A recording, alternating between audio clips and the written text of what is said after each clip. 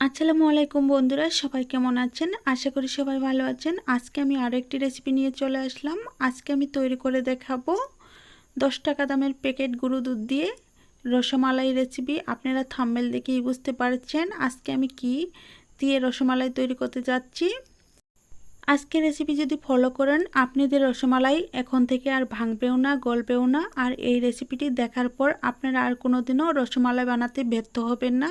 তো চলুন কথা না বাড়িয়ে আমি মূল ভিডিওতে চলে যাচ্ছি, সাথে থেকে সম্পূর্ণ ভিডিওটি দেখার চেষ্টা করবেন। রসমালাই তৈরি করার জন্য এখানে আমি ডানু গরুর দুধের প্যাকেট নিয়েছি। এটা দাম হচ্ছে 10 টাকা। এখানে 10 গ্রাম করে 20 গ্রাম গরুর দুধ আছে। আমি আজকে এইটুকু গরুর দুধ দিয়েই 1 কেজি রসমালাই তৈরি করে দেখাবো। আমি প্রথমে এই প্যাকেটের মুখগুলো কেটে নিব। আপনারা চাইলে অন্য যে কোনো ব্র্যান্ডের গরুর দুধ নিতে পারেন, তবে একটা বিষয় খেয়াল রাখবেন, গরুর